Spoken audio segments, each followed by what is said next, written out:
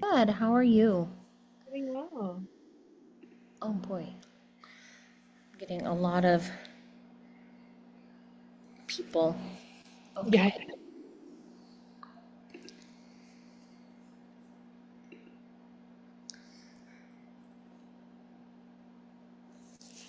Morgan, I saw you posting a question in a couple of the communities this week. Did you get answers?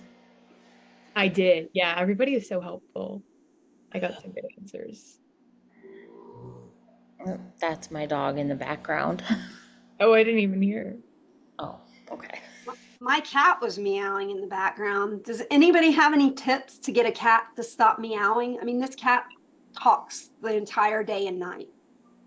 I Nope. mean, Let me know if you figure out any tips. I just talk back to her. Freezer? We have whole like conversations. I mean, this cat, everybody's yelling at the cat to shut up. That's how bad it is around. And I My love cat the only cat. talks when he's being bossy, so I usually meow back. Hey, that's an idea I haven't thought of yet, but That's just turn around and howl at the cat. no. Yeah, I talk to my cats all day long. Let's see here.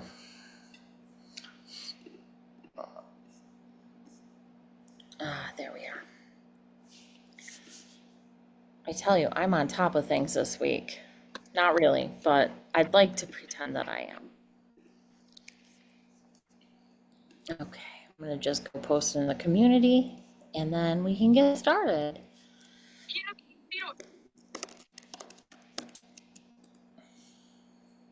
Who is that?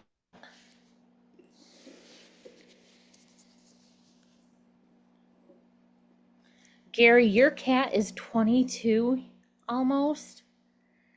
Yeah, that's right. Our Goodness. dog passed away at 22 and a half last year. Oh my gosh. How did you keep them alive that long? I guess just good karma. Okay. Oh, my Okay. cats usually last like 18 to 20 plus years. Usually. Every once in a while, like they don't, but Oh, and they okay. don't always last that long with me. I mean, I sometimes, I one time I moved, I had to give them away. Oh no. Yeah, it was pretty devastating. But I don't know, 18. So Yeah, I had a cat when I was 16 that I had to leave. Jody says, "What are you feeding them?" Probably Huh. that farmer's diet. Who knows? Nah, just good quality dry food, right? What's good quality dry food? What brand is that? Um, I have to go. If Hang on you a second. say, I have to ask my wife. No, no, I'm the one who buys it. I've been through a few different ones, and one of the things I learned was to buy ones that did not have grain in them, particularly not corn. Mm. Um, Uh, interesting. Because I've heard things like dogs should not be on grain free because it causes heart issues. yeah. Perfect Merrick Perfect Bistro. And there's three different flavors, and I rotate through the bags of the three flavors. Sometimes they overlap to give her some variety. Oh, Hmm. that's very thoughtful. Huh. Okay. Well, welcome everyone. This is CMA Weekly. Um, we are going to discuss customer and community engagement today. And we are sponsored by Champion. We had a really great call last week, just looking at their platform and Gainsight community, customer community platforms, and talking about what they're going to be doing with some integrations there. So it made me think more about the customer engagement and community side. And so I thought I'd send out an email and let everybody know about that. We could talk about this topic today. So I'd like to start by just asking, does anyone have any specific challenges in this space that they'd like to cover or talk about? And you can go ahead and post it in chat if you want, or just interrupt me and go ahead and talk.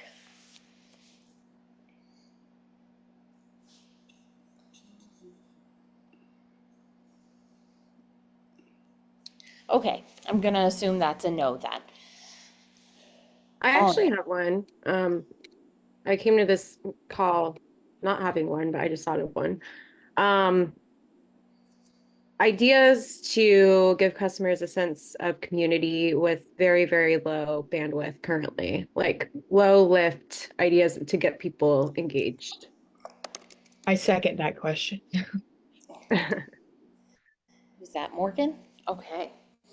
All right, before I jump in, because I have answers for everything, it seems sometimes, and that doesn't mean they're always correct. Does anybody have something that they'd like to offer on that around the idea of giving customers a sense of community with a very low lift?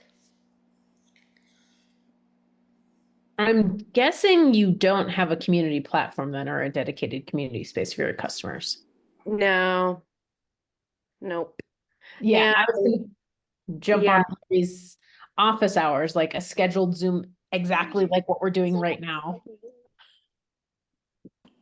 Yeah, and that's actually what I was going to say too. The lowest lift kind of give your customers a chance to connect and start building that sense of community is what I've been seeing is roundtables seem to be very popular because one, you can make it a monthly roundtable, you could, or even less, and you give it a topic, you invite your customers to come and have that discussion.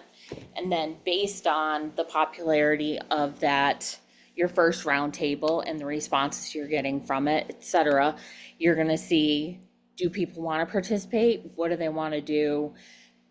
Do we have like 100 people signing up or do we have fewer? You can segment based on the product usage or things like that. But I found that starting with, yeah, Gary says office hours too. And I think that's kind of similar. I think with office hours, it's more that the company's going to be talking, and I want to focus on giving customers an opportunity to connect with each other. And what I've seen is that roundtables help with that. Let's see, who had their hand up first? Kristen Thompson, go ahead.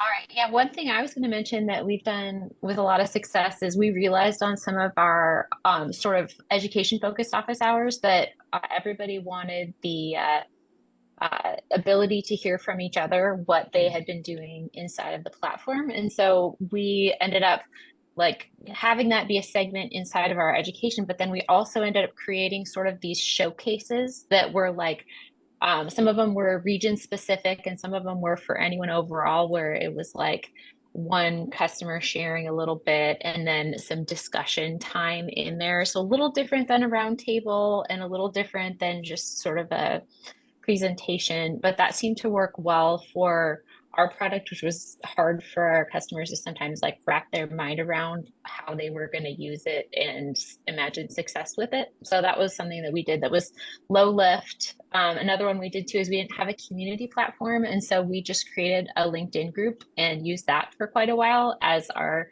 community space. And that was pretty low lift to be able to post still something that everybody could engage with and then connect with each other professionally as well when they saw each other in the group.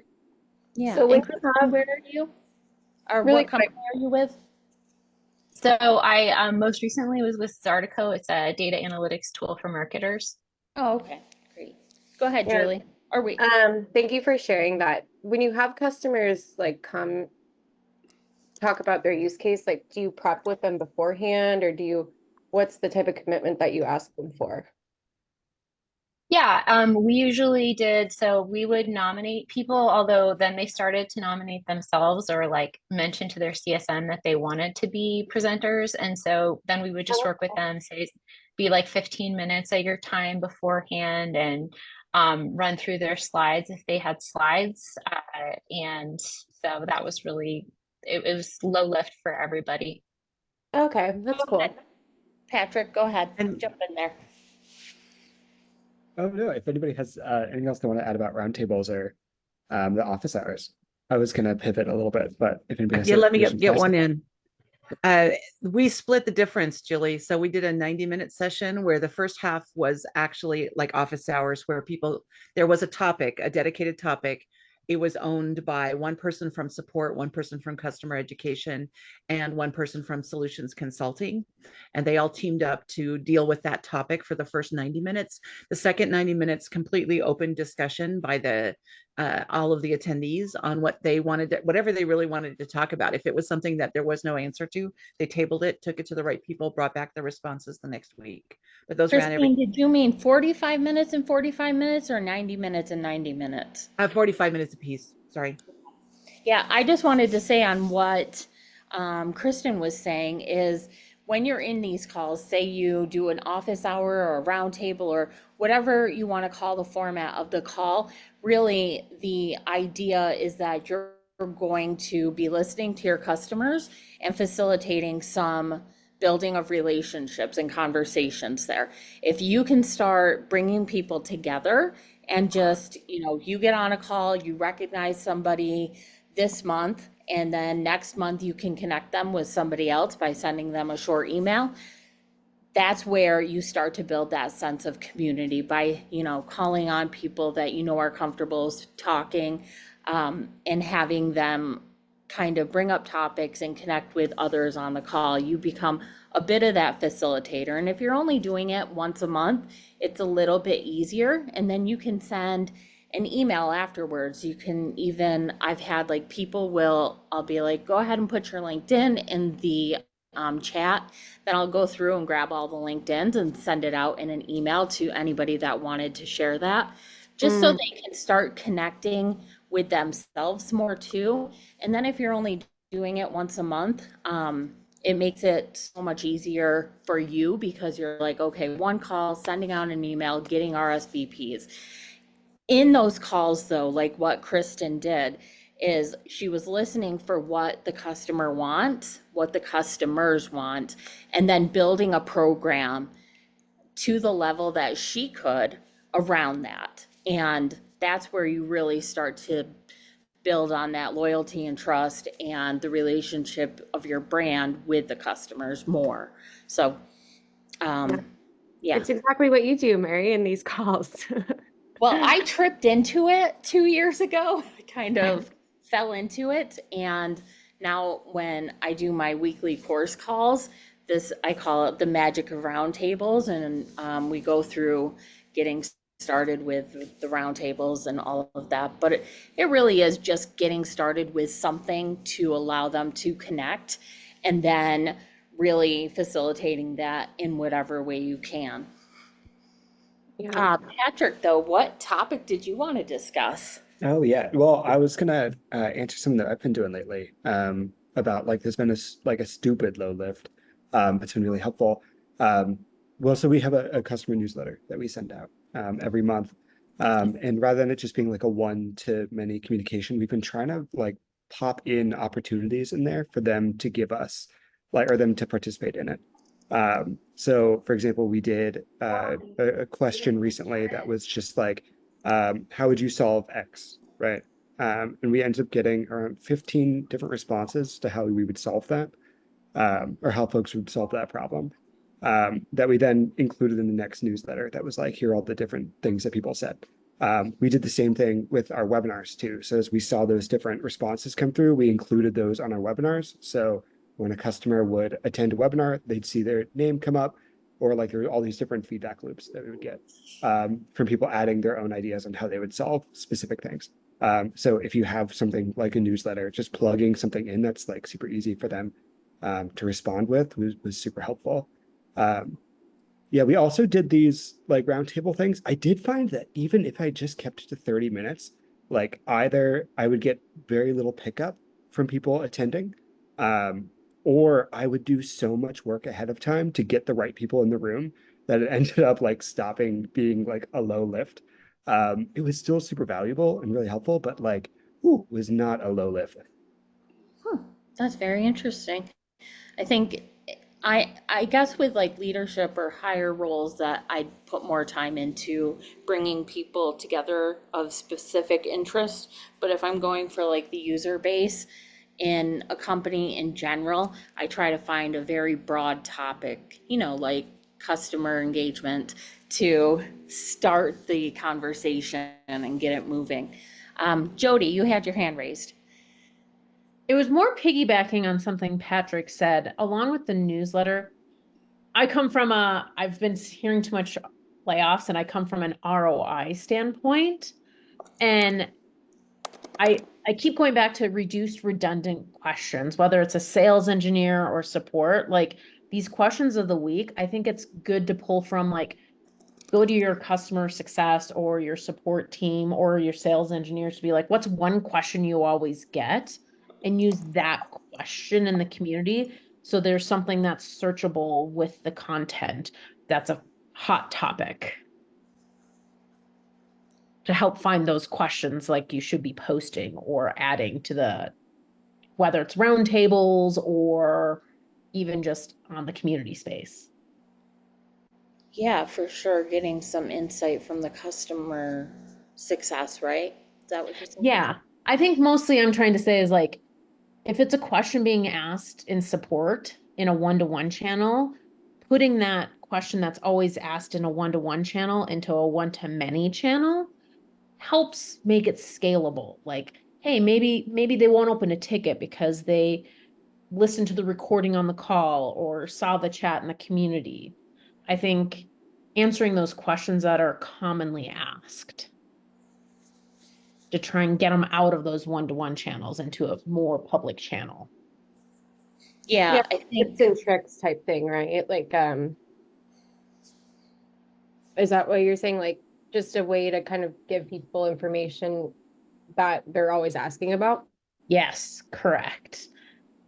Like, even if you do like an internal online form of what's one question you always get, like, let's try and get it into a space that more people can see.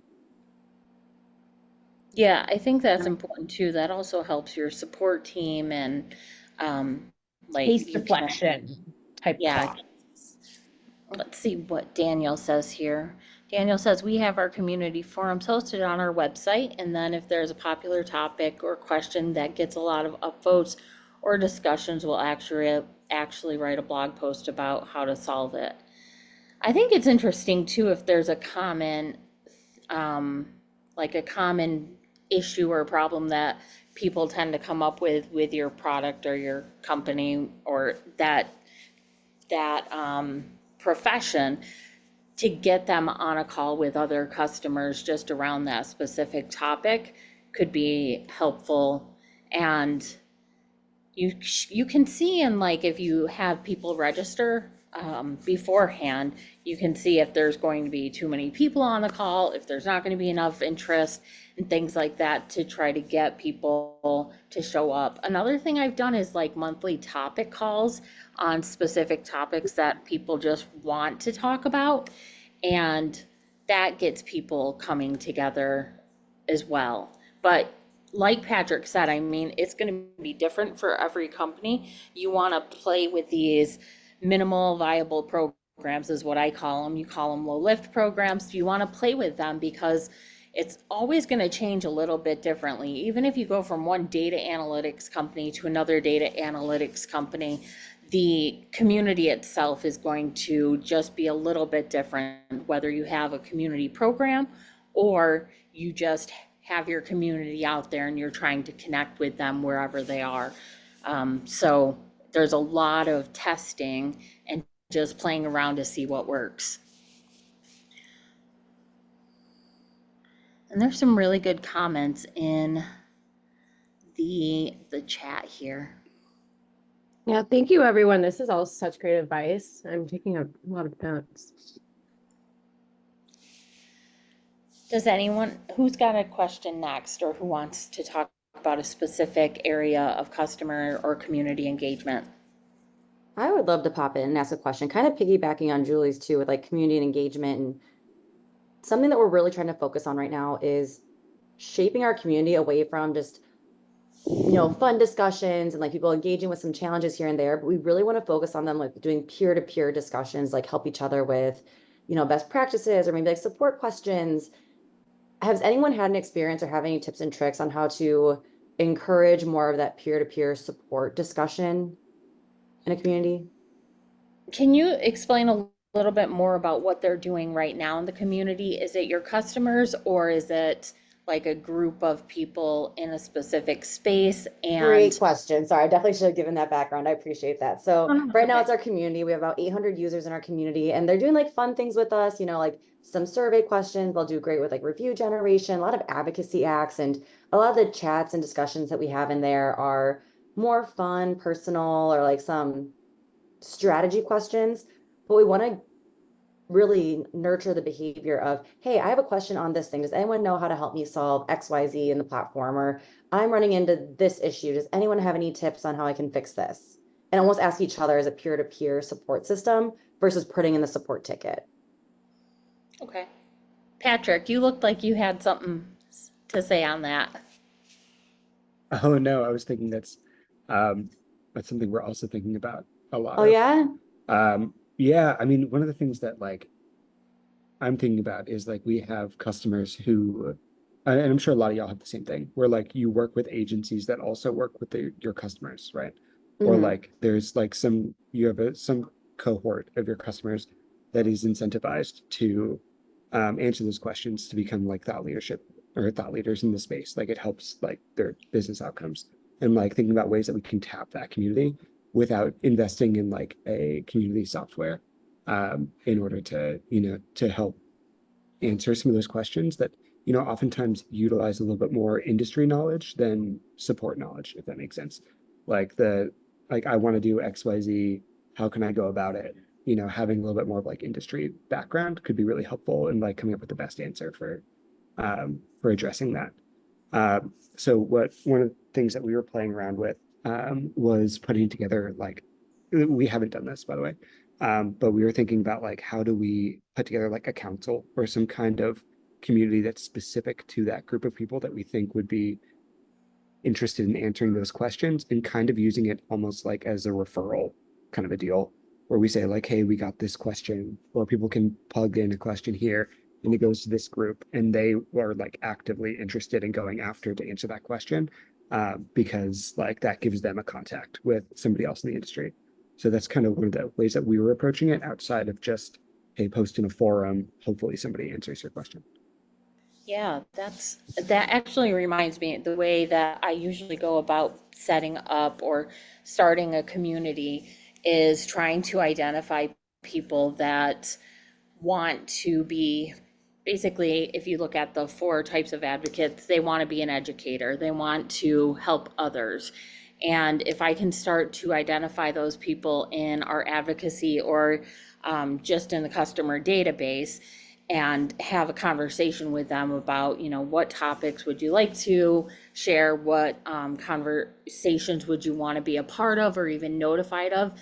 In the past, I've done this with maybe 15 to 20 people. It doesn't have to be a ton of people. It just has to be people that either want to share their knowledge and help others be successful, or people that want to kind of get a boost for their careers and get more of that exposure. And really just identifying them by looking at your community, who's already posting in the community and asking questions, who are the people that are answering now? And if they have answered a few different posts or they've done a few things already with you, those surveys and things like that, you can reach out to them and say, hey, I'm really trying to build up this peer-to-peer network type of thing where we're getting more people to answer each other's questions. I wondered if you're interested in helping with that and what topics you might be interested in in this area. And I've always gotten a lot of really good responses for that, where people were like, yeah, please reach out to me if a topic comes up about XYZ. And I'll be honest, it does take a little bit more manual work in the beginning, but you're really trying to take your community and massage it into a different direction. And so that takes a little bit of more manufacturing that that relationship and conversation building, but it can take off pretty quickly. That And makes so much sense. And there's some really good ideas in the chat too. So thank you, everyone. Really appreciate it. yeah, Melissa was just saying, look for those that are certified in your product, have completed training. For those in the group that weren't yet certified, we offered free certification tests as one of the perks. Also, what Melissa, I'm just thinking I've got to say this, but the people that have already gone through your certification for your products are very likely, like 60% of those people, in my experience, will become advocates. So all you have to do is reach out to them and start building that relationship. And in the past, I've found about 30% of my advocates are educators. They're people that want to share their information, share what they know. And maybe 25 to 35% are those status seekers. I'm talking about Laura Ramos from Forrester wrote the 4 different types of advocates.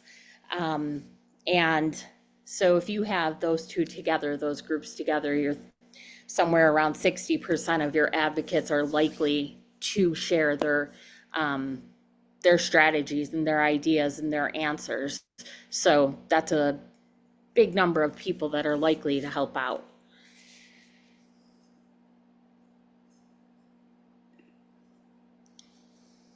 Okay, that's great. Great questions so far. Who else wants to talk about something that has to do with customer or community engagement?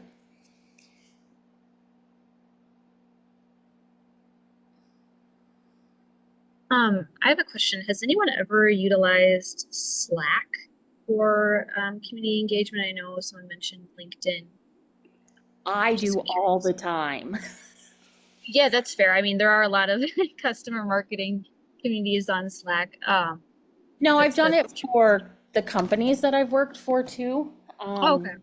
It really depends on, some companies have these security standards that you can't get around, so you can't use Slack. Other companies let you use Slack, and that's perfectly fine. I know Apollo.io, their community is on Slack, and I like it, especially for the B2B world, because we're already using it for so many other ways, so many other groups, that it's easy to just add it there. Daniel says that he also they use Slack at the Grafana community. But I love using it. Joel Premack and I were going to get together and talk about the different ways to use Slack. I mean, not different ways, but the most effective ways to use Slack. Do you have any specific questions about how you would go about using it? No, just curious, but I brought up a really good point about the security issues, because we do serve, my company is cybersecurity that we provide to customers. So I have a feeling that the people we work with would have extra strict, regulations around how they're integrating and stuff. So maybe that won't be an option for me, which I hadn't thought of. So it's good to know about that and realize that. Yeah, and I think Microsoft has Teams, and they've added some kind of community product as well. And actually something I've been thinking more about is Feverbee is a big company consulting, a big community consulting firm or something like that it's called. And Richard Millington runs that, and he talks about community everywhere, which is just a really good way to describe something I'd been seeing. And I'm sure if Patrick is still on here, he's probably seeing it too. I know he's done some more community stuff. But really, it's being wherever your community is. I mean, it doesn't have to be your Slack channel. It can be any industry Slack channel. You're building relationships and listening to what the needs are of your customers or the people in your industry, and providing those resources. And as you do that and help them answer questions, help them build relationships, you can be on LinkedIn. I mean, LinkedIn can be your community, the whole thing. It doesn't have to be inside a specific group. There's just different ways that you can reach out to people and start building those relationships as part of a community and start bringing people together as well. So Slack, Microsoft Teams, any of the forums that are for, industries versus specific companies, or sometimes companies like HubSpot has a huge community, and I'm sure there's a lot of different topics covered there. Awesome. Yeah. Thank you.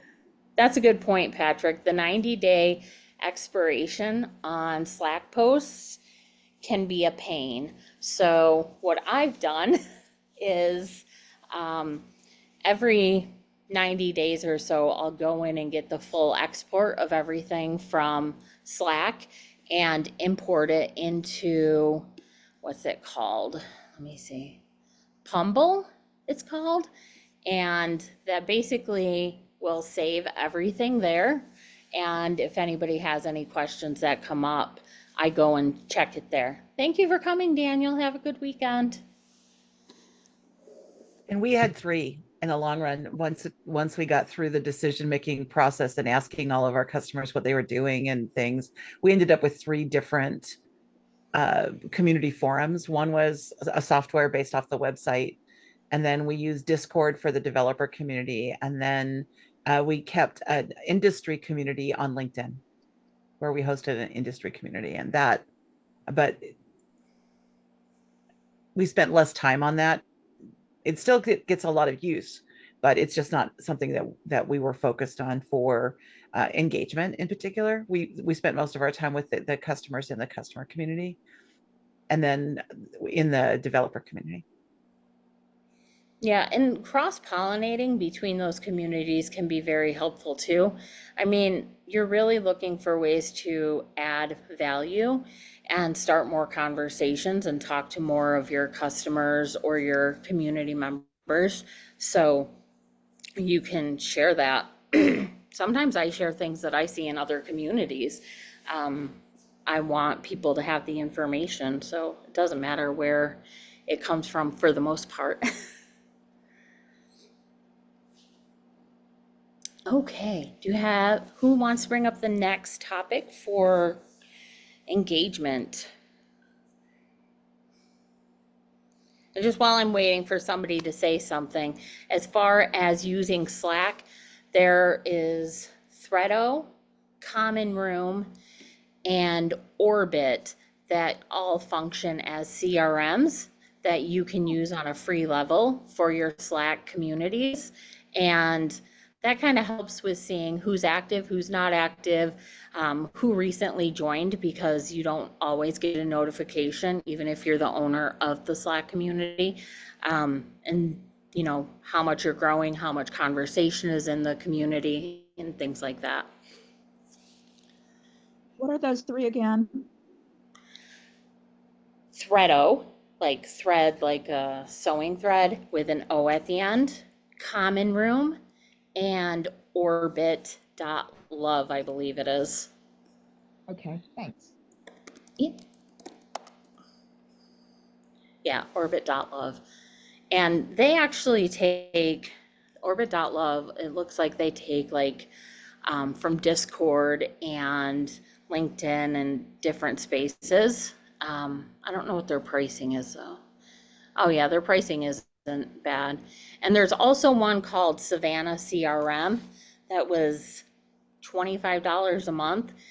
And all of these really kind of had your conversations as well. So you could set up some kind of automation to save your conversations from Slack if you wanted to do that.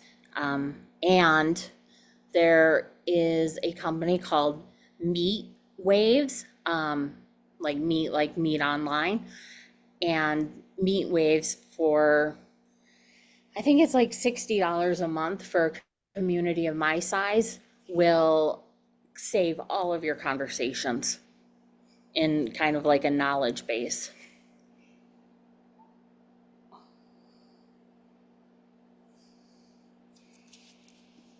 Hi, Andrew. We're talking about community today. Hello. Sorry I was late. I had a call run late. Engagement, anyways. That's okay. We'll let it slide.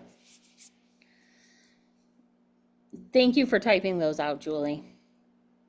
Yeah, no worries. I have a question or like topic, I guess. Like this isn't really about peer-to-peer engagement, but more around email engagement. Recently I've seen a decrease in our click rate. And I think part of that is due to like the communications being around upsell rather than like, just value. But see if anyone had just experiences with like, optimizing their click rates and what's worked and what hasn't. So click rates from messaging? Yeah, like email messaging. Okay. And if not, What that's, I was just kind of trying to think of a topic for everyone. No, I mean, I've worked for companies before that they were like, we have a community of X many people. And I was like, great, where's your community? And they're like, it's all an email. I was like, I don't know that I really see that as a community, but definitely with the ideas that Patrick shared earlier, where you're sharing things, you can definitely do that. Um, who Yeah, wants to take a stab at answering this question? I also kind of know the answer to the question, which is I just need to deliver more value outside of just, upsell related campaigns. Um, my manager is just really, really pushing the upsell right now. But yeah, so I know that's realistically the right answer. I was just wondering in terms of like layouts or like, the way that emails are formatted. And I realize this is totally off topic too. So if anyone has any other community related questions, they can go ahead as well. No, I think it actually, what we've talked about a few times today is getting other customers involved. If you can find a customer that has recently done some kind of upsell where they're being successful with something new that a lot of other customers haven't done, getting them to do even a small testimonial video or some kind of educational video where they show, this is what we were doing before, this is what we're doing now. It kind of takes some of that focus off of making it look like it's just, oh, here's another upsell email from XYZ company. Instead, it's, oh, look at these things that we can do and learn from each other. And I feel like that's helpful because it's using your customers, getting these stories, and helping your customers kind of sell for you. Yeah. And it makes it a little bit easier to get people interested because if you're just selling them, you're just trying to upsell them with another email, you kind of lose them a little bit after a while. Yeah, I think that's exactly what I'm seeing. And it's like I know the reason, which is good, but yeah, I think I need to switch it up a little bit. We did sorry, I realized talking a lot. I drank a lot of coffee today. We started A/B testing a bunch of things with customer emails. A few things that we figured out that works really well. Have you ever heard of the concept of the bog? It stands for the big orange button. And so like we tested like buttons, and found that a big orange button like worked really well. Somehow like that ended up increasing clicks. At a previous company, we tested speak to an expert as part of it, and that worked really, really well. of like framing things as like, rather than like talk to sales or learn more about it, it's like meet with an expert on it. And that's where like I found it super helpful is working in post sales is like, yeah, actually the account managers and the CS people are actually experts on this. And so like framing them in that way did increase clicks.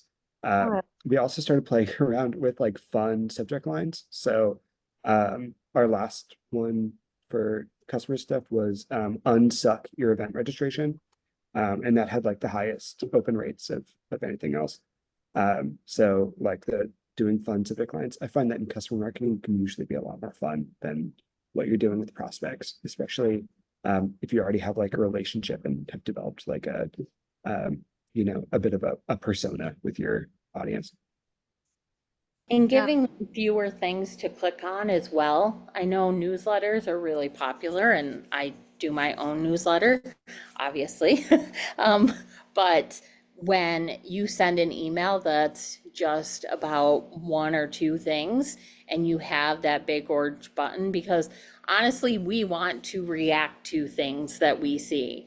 We want to be able to click through and see something else that's new or different. So having that there, obviously it's got to help a lot, but really narrowing down the choices so that they don't have a whole list of different things to open, or sending out maybe one of those videos or one of those educational pieces of content at a time instead of several pieces at a time might be more effective.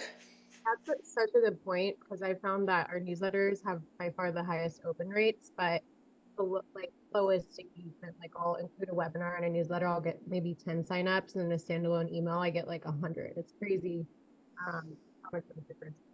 Yeah, and I would say something that I've seen that has helped a lot is being concise and dropping the professional lingo.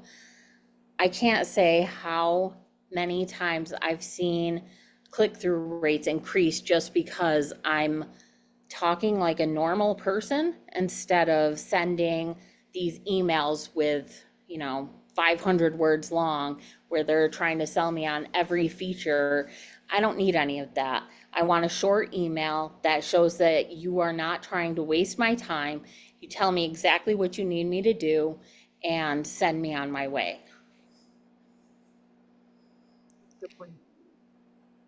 But we do have it in us where we want to sound very professional for our brands. So it might take a while to transition from that to being able to send more personal emails. And I found that you don't have to, since it's a short email, if you try to make it short, you don't have to do a lot to make it sound more personal.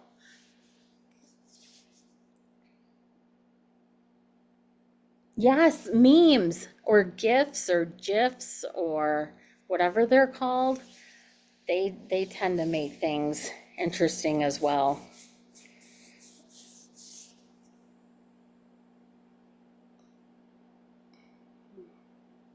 Yeah, I can't think of anything else for that. Thank you, Casey. Thank you for coming and sharing. It's so nice to have more people share their insights. And Patrick, you were not talking too much. I didn't think you were talking a lot at all. But if you think you're talking a lot, then I can't imagine how much you think I'm talking.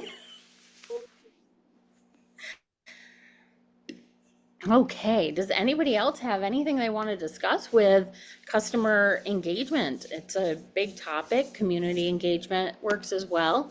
And I know some of you are just hoping to ask a question. Do you mind if I ask something that's like a little self-serving? I work at a company called Swoogo, which is an event tech company.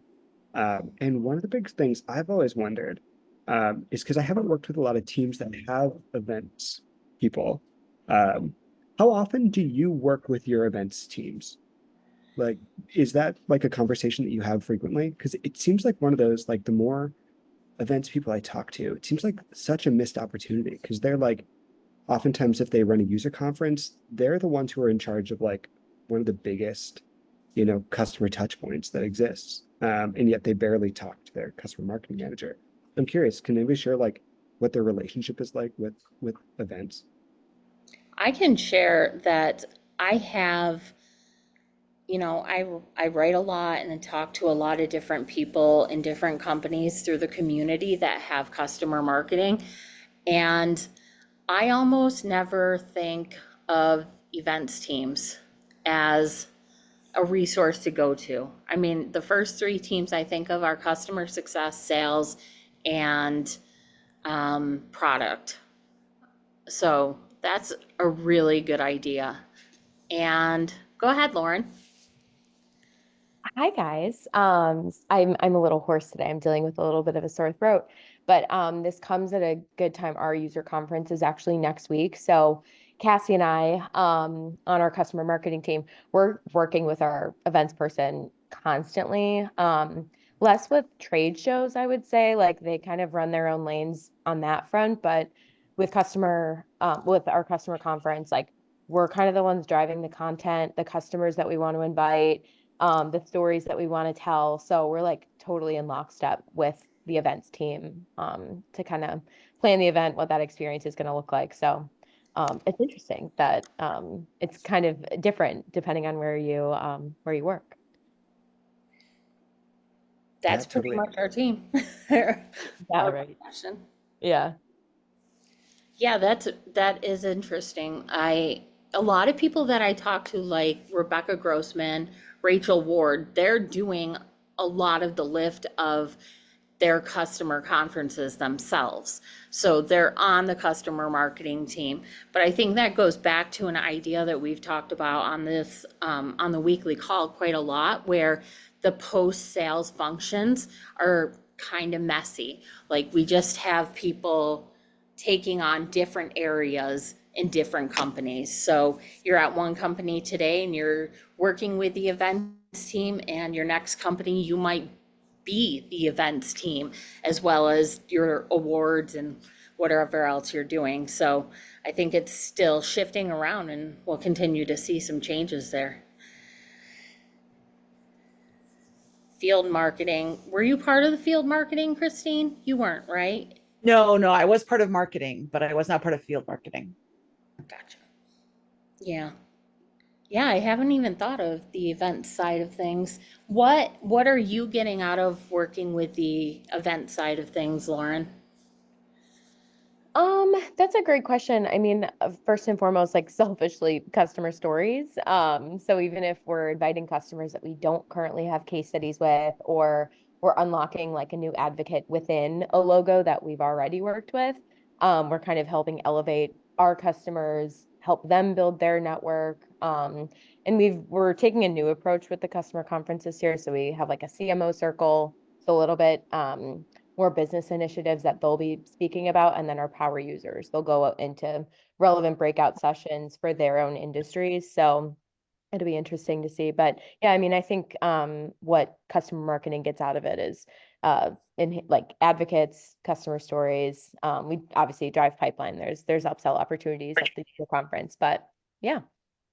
Do you find that the events teams are more open to helping you get like advocates? Like I found that customer success and sales can often be difficult. Product for the most part has been pretty easy to work with. Education has been amazing. What about events? Are they easier? Yeah, we kind of work pretty closely with our CS team as well to identify who we're going to be inviting. So prior it was kind of like this open invite. Like CS was able to invite pretty much any of their customers.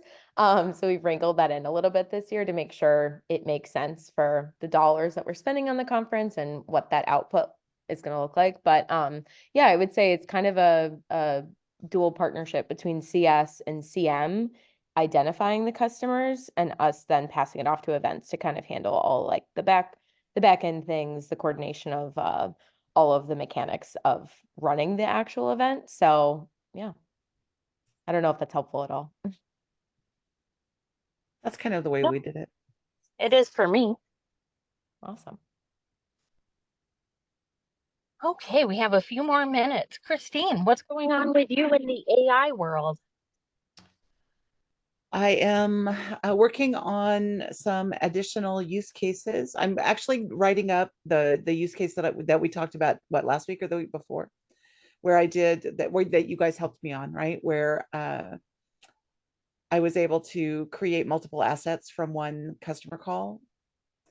And so I'm writing that up in blog format to publish out to LinkedIn sometime in the next couple of weeks, probably. And it was just a fun experiment. I took a fake customer call that Mary got to be the COO on, and we did the recording. And then from that recording and script, I generated a case study long form, a case study short form, a LinkedIn post, a set of content to introduce the access to the video content, a descriptor for YouTube, and the fake YouTube channel that we would have. And what was the other thing? Oh, and then I tried to use YouTube's clip tool, but that didn't work quite so well. Issue with my call. I don't know if my internet's off or what's going on. If I happen to drop, it was great to talk to all of you. And then we did, oh, there she goes. I tried to use it to generate actual clips to go through and pick from the 48 minutes or so of video to go and select like 90 seconds worth or a minute and a half or whatever, or 2 minutes of video. And it wasn't successful in YouTube, but I did allow my generative AI tools to create timestamps for starts and stops so that I could edit into short form video. And it turned out it was a fun project, and it worked amazingly well. And I saved tons of time just using that one asset to create all of those other things. So it worked pretty well. So now I'm writing that up so that other people can see exactly what happened with it. Yeah, I'm looking forward to it. Okay, well, I'm having some internet issues, so I'm going to go ahead and hop off. I think that might kick us all off. So everyone have a good week. I will get this recording up to share as soon as I can, and see you all next week. Bye.